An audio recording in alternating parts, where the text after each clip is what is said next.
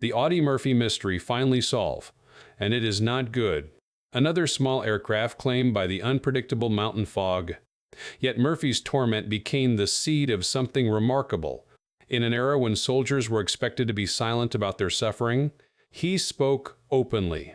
In interviews, he admitted that combat left scars deeper than any bullet wound. Anyone who has been in as much combat as I have and says they do not have battle dreams says they are lying. Those words, printed in 1955, were revolutionary. They challenged the culture of denial surrounding war's psychological toll. His openness earned him both admiration and suspicion. The military establishment preferred its heroes unbroken, but Murphy refused to play that part. He visited veterans' hospitals, testified before Congress, and fought for better care for those returning from Korea and Vietnam. But what if everything the public has been told was not the truth? Over time, he began hearing stories saying, veterans treated like test subjects, money meant for rehabilitation diverted elsewhere, experiments whispered about in the corridors of the Veterans Administration.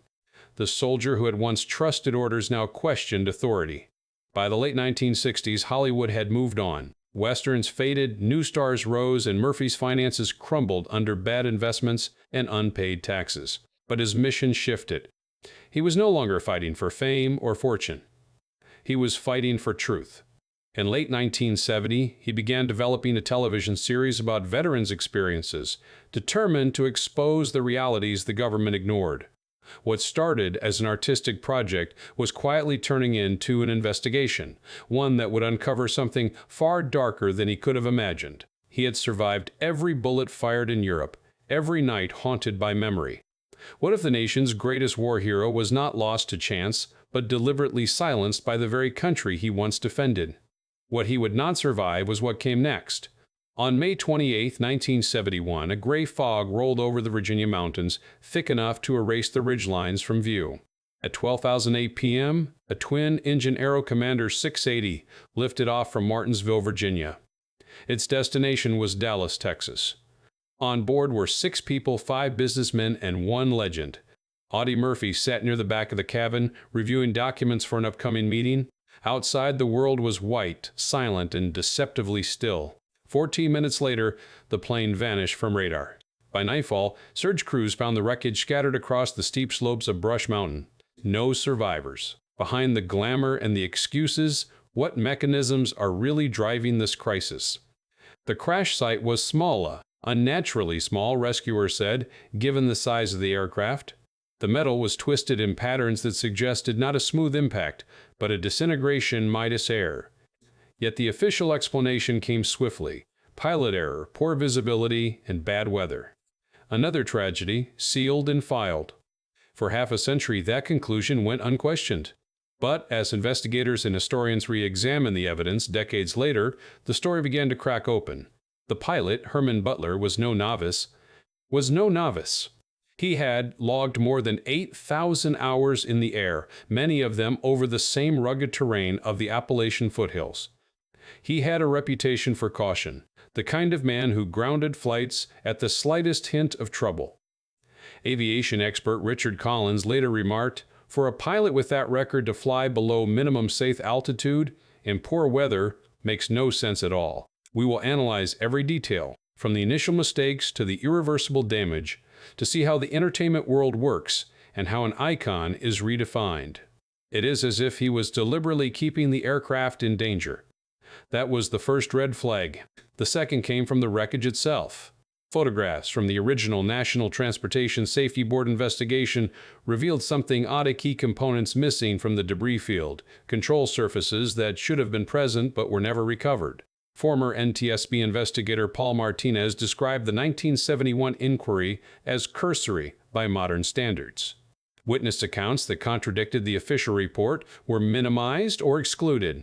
Reading the report today, Martinez said, "It feels like someone was in a hurry to close the file." Then came the engineers. In 2019, forensic metallurgist Dr. Howard Klein analyzed high-ash resolution scans of the crash photographs. To understand the magnitude of what may have been lost, one must first understand the man. He noticed patterns on several recovered parts saying hairline fractures, stress marks inconsistent with the forces of impact. These are not the signatures of a crash, Klein explained. They are consistent with pre-impact structural failure sign components that broke before the aircraft hit the ground. The most disturbing evidence appeared on the elevator control linkages, the cables that allow a pilot to pitch the aircraft up or down. Under digital magnification, Klein found signs of deliberate scoring, thin, precise cuts that weaken the metal just enough to fail under turbulence. It would have passed a pre-flight inspection, said aviation forensics expert James Michaels, but once the plane hit rough air, the elevator would snap.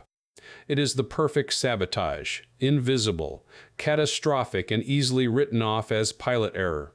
If the physical evidence raised questions, the human evidence deepened the mystery.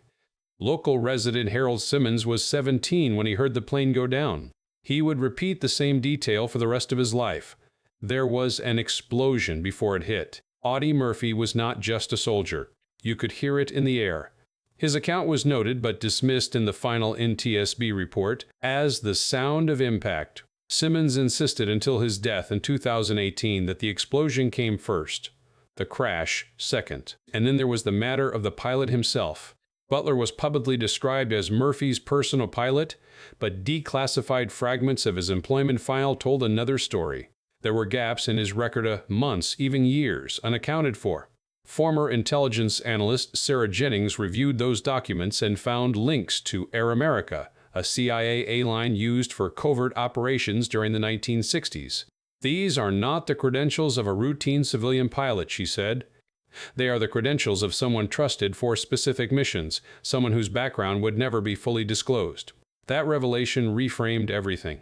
He was the embodiment of duty and endurance, a Texas farm boy who turned deprivation into strength and fear into resolve. If Butler had intelligence connections, the question became not what happened, but who else knew. Witnesses from Martinsville added another layer. In 2020, a retired airport technician came forward, his name withheld for safety. In a sworn affidavit, he claimed to have seen two unknown men working on Murphy's plane the night before the crash. They had credentials, so I did not question them, the statement read, but they were not part of our regular crew. The next day, when I mentioned it, after hearing about the crash, my supervisor told me to forget I saw anything. When forensic teams revisited the surviving components years later, they confirmed traces of unregistered tool work, bolts removed and replaced using non-standard torque levels. These were not the fingerprints of routine maintenance. They were the marks of intervention. Born in 1925 to poor sharecroppers in Hunt County, the seventh of 12 children, Murphy's life was hardship from the start. The pattern was too precise to ignore. A veteran pilot flying too low. A plane showing signs of pre-impact failure. An investigation that avoided deeper scrutiny. And a hero about to release information that could embarrass powerful institutions. According to investigative journalist Michael Thorne, Murphy had become a problem for people far above his rank or reach. He was not just a war hero anymore, Thorne explained. He was a whistleblower, and whistleblowers with his level of credibility are dangerous. Pamela Murphy, his widow, felt that truth in her bones. His father abandoned the family. She questioned the report from the beginning. Your father survived hundreds of combat missions, she told her son Terry. He would not get on a plane with a reckless pilot, and he would never ignore bad weather. She died still believing her husband had been silenced. For decades, her doubts remained family whispers. But when Terry Murphy uncovered declassified files in 2018 that referenced his father's name within Cold War intelligence archives, everything changed. Suddenly, the anomalies of 1971 did not look like coincidences. They looked like signature pieces of a larger operation designed to erase a man before he could speak. The crash that killed Audie Murphy may have looked like tragedy. On the morning of May 28, 1971, a small 20-engine Aero Commander vanished into the fog above the Appalachian Mountains of Virginia. His mother died when he was 16, but the closer one looks, the less it resembles an accident at all. The more investigators peeled back the layers of Audie Murphy's life, the clearer it became that the crash in Virginia was only the final act of a much larger story, one rooted in surveillance, secrecy, and fear. In 2018, under the 50-year declassification rule, thousands of pages of Cold War intelligence documents were released to the public. Buried among them were references that should never have existed, reports, memoranda, and coded correspondence involving Subject A, and Audie Murphy. To the archivists, it was a shock. Murphy was supposed to be an actor, a veteran, a decorated hero, not a target. Doctor, the boy who once hunted rabbits to feed his siblings would one day hold off a German company single-handedly in the frozen woods of France. Eleanor Whitfield, a historian specializing in intelligence archives, was among the first to notice the pattern. Murphy's name appears in domestic surveillance programs dating from 1969 onward, she explained. His mail was intercepted. His phone calls were recorded. Informants reported on his movements. He was listed as a priority subject. A former FBI agent, Samuel Drake, confirmed what those files implied. The level of monitoring on Murphy was extraordinary and comparable to what was used against major civil rights leaders and anti-war activists. The question is, why? What possible threat could a patriotic war hero pose to national security? The numbers themselves are almost mythic. The answer, researchers believe, lies in his final months. By late 1970, Murphy had become increasingly outspoken about the mistreatment of veterans. His testimony before Congress and his speeches at veterans' hospitals drew attention to issues the government preferred to ignore: mismanaged funds, overcrowded facilities, and what he called experiments in desperation. At first, few took his words literally, but as he began researching a television series on veterans' experiences, his inquiries grew more pointed. According to investigative journalist Michael Thorne, Murphy started connecting fragments of evidence, unusual transfers of money from Veterans Administration budgets, unexplained medical procedures in certain hospitals, and recurring references to behavioral conditioning research. He believed he had uncovered a secret program that diverted VA resources into classified projects. Programs designed not to heal veterans, but to study them. At the time, no one outside intelligence circles knew of MK Ultra, the CIA's infamous series of experiments on mind control and psychological manipulation. But Murphy's notes, later recovered by his family, describe similar practices: behavior modification trials, chemical response testing, and experimental subjects drawn from VA facilities. If these terms were accurate, Murphy had stumbled upon something explosive, an intersection between military intelligence and medical institutions that were supposed to protect soldiers, not exploit them. Over 200 enemy combatants killed. Dr. First, Whitfield reviewed the surviving notes. What makes this credible, she explained, is that the information aligns with what we now know about other covert programs of that era. Murphy identified front organizations, contractors, and even facility names that later appeared in declassified documents. He was connecting dots before the public even knew there was a puzzle. The evidence suggested Murphy was preparing to go public. His appointment book, preserved by his family, listed meetings with reporters from the Washington Post and the New York Times scheduled for early June 1971, less than 2 weeks after his death. His lawyer confirmed that Murphy had inquired about setting up a legal defense fund for potential whistleblowers within the VA system. The paperwork for that fund was found among the wreckage of the plane, but curiously, it was omitted from the official inventory. Thorne summarized it bluntly: if Murphy had lived another week, we might have seen one of the biggest government scandals of the 20th century, 33 medals and decorations. Then came the testimonies. In 2020, a former intelligence operative now in his 90s submitted a sworn affidavit to a federal archivist. His identity remains sealed, but his statement was specific. He claimed knowledge of a containment operation authorized in the spring of 1971, after Subject A. Murphy was deemed a threat to classified projects involving veterans research. He denied direct involvement but confirmed that neutralization by accident was the method approved. That account matched another piece of evidence, a partially redacted memo dated June 3, 1971, just 6 days after the crash. It read, "Issue resolved per operation redacted. Investigation proceeding as planned with expected conclusions. 9 major campaigns in 3 years. all assets in place to manage any deviations from narrative. Former CIA historian Dr.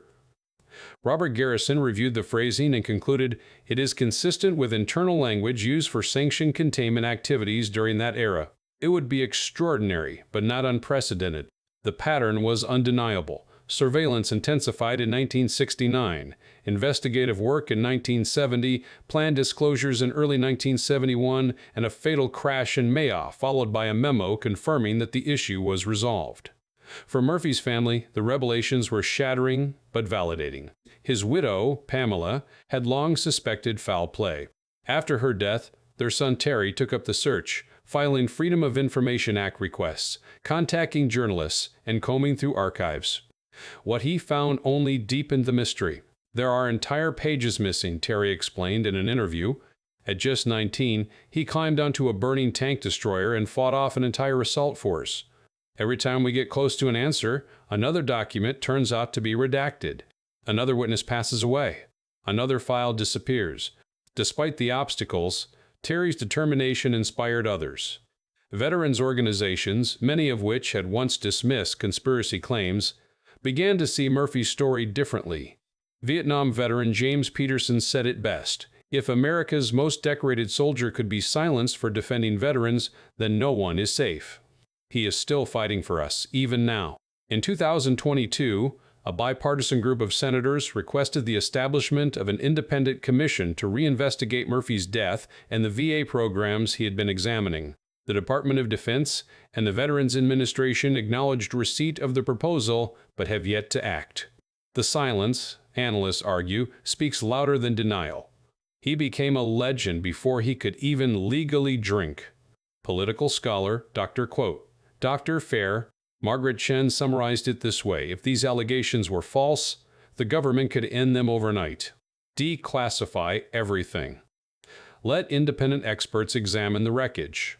The refusal to do so, even after 50 years, suggests that someone still has something to hide. The implications extend far beyond one man's death. If Murphy was indeed killed to protect classified programs, it would represent a betrayal of everything he fought. Soldier destroyed not by an enemy nation, but by the secrecy of his own. Military historian William Porter captured the irony. Murphy risked his life fighting totalitarian regimes that treated people as expendable. If he was eliminated to preserve similar abuses within a democracy, it is a moral tragedy of staggering proportions. By the time the story reached the public, the lines between myth and evidence had blurred. His face on the cover of Life magazine. Some see a hero undone by circumstance. Others see the first whistleblower of the post-war era silenced before his time. Either way, the facts form a chilling symmetry. Audie Murphy survived the fire of battle, the torment of memory, and the indifference of fame. But he could not survive the secrets he tried to expose.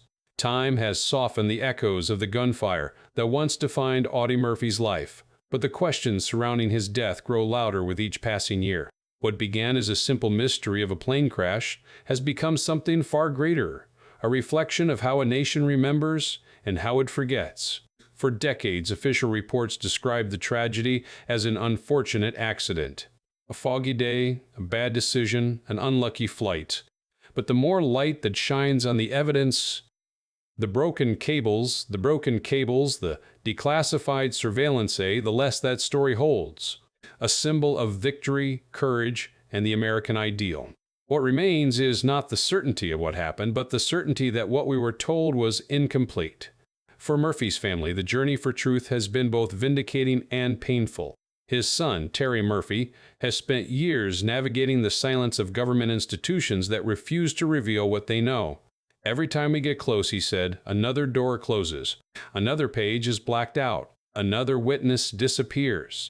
And yet, he continues, because giving up would mean accepting that even America's most decorated soldier could vanish without accountability. Veterans groups now see Murphy's story as more than personal tragedy. It is a warning. It asks what kind of country turns its back on the people who fought for it, and what kind of system allows truth to die in classified files. Vietnam veteran James Peterson put it simply: if someone like Murphy could be silenced, what chance did the rest of us ever have? Hours later, rescuers would find nothing but charred wreckage scattered across Brush Mountain. But legends are often built on fragile foundations. Historians, too, have begun to reframe his legacy. For years, he was remembered as the boy who became a legend, the farm child turned soldier turned movie star. But the newly uncovered evidence forces a deeper understanding. Murphy was not merely a war hero, he was a man who refused to stop fighting when the war ended. He fought for the broken, the forgotten, and the silenced. And that fight, it seems, cost him everything. Dr. Elena Rodriguez, a historian of military ethics, calls it the Second Battle of Audie Murphy. She explains, the first was fought against fascism in Europe. The second was fought against secrecy at home. By 1971, the baby-faced hero had long since traded the battlefield for the bright lights of Hollywood. Both battles were about the same thing, of the value of human life and the duty to protect it. If the allegations are true, Murphy's death represents a betrayal so profound it challenges the very ideals he embodied. The soldier who once stood against tyranny may have fallen victim to the same kind of power without conscience. It is an irony too cruel and yet too consistent with history to dismiss. But perhaps the meaning of his story lies not in the manner of his death, but in the persistence of his example. Even half a century later, his courage continues to inspire those who question authority, demand transparency, and fight for those who cannot fight for themselves. As more witnesses come forward and more documents are declassified, the fog that once hid the truth begins to lift. What emerges is a man who refused to stay silent, even when silence was safer. A man who believed that truth, no matter how dangerous, was worth dying for. For the orphan boy who became a soldier, who became a star, who became a voice for the voiceless. Perhaps this was his final campaign.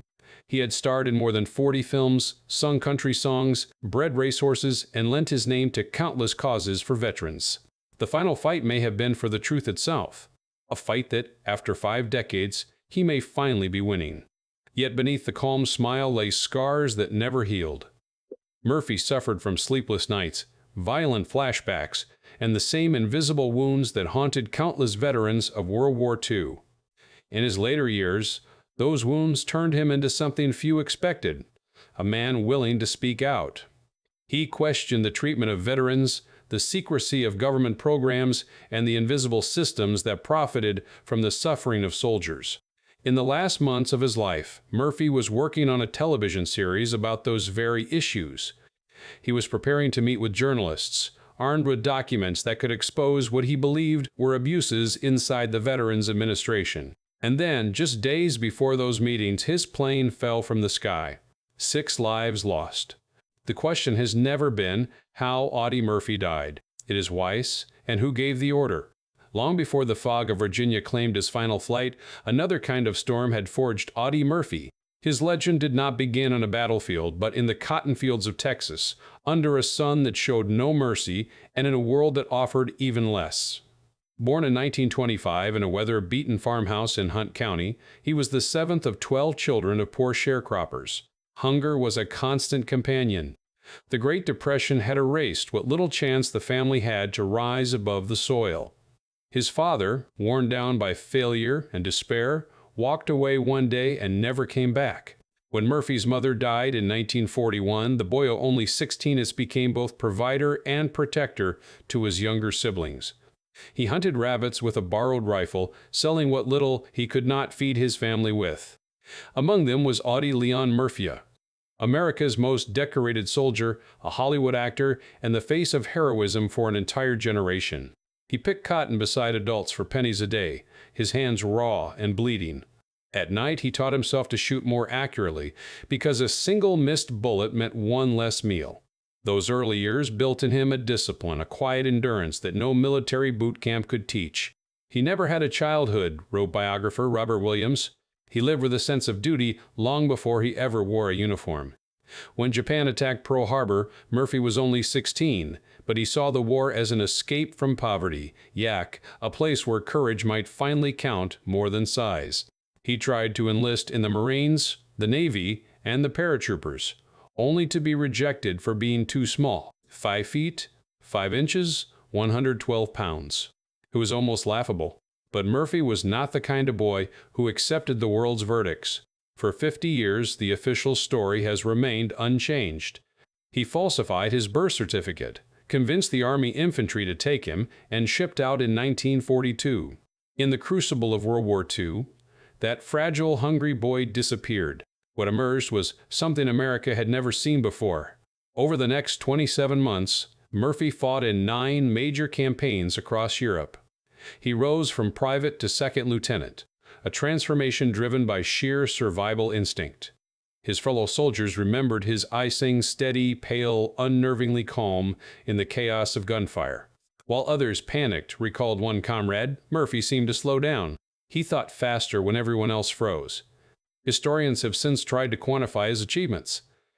240 enemy soldiers killed. A tragic accident.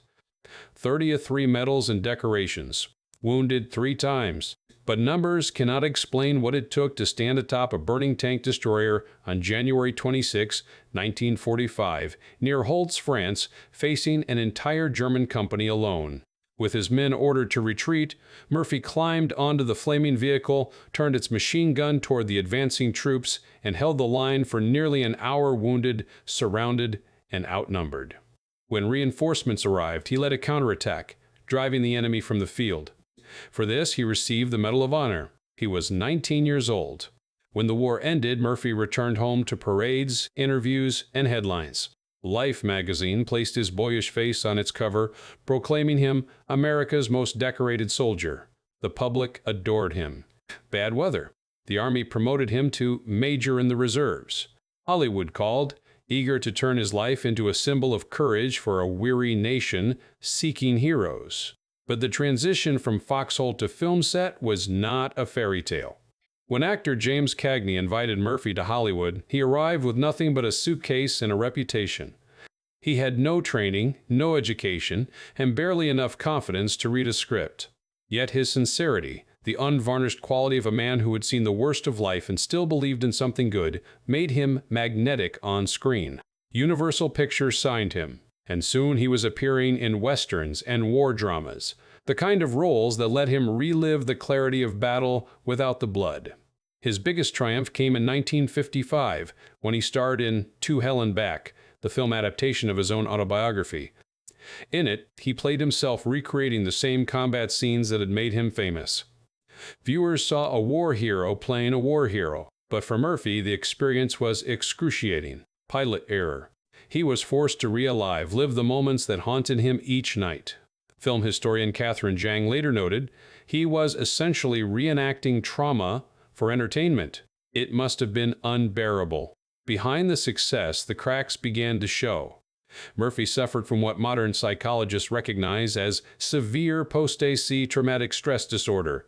He slept with a loaded pistol under his pillow, fought insomnia with prescription pills, and gambled to quiet the noise in his head. "I live in a nightmare," he once said. "A real one when I sleep, and a daylight one when I wake up." His mood swung between warmth and explosive rage. He pushed people away, terrified of losing control.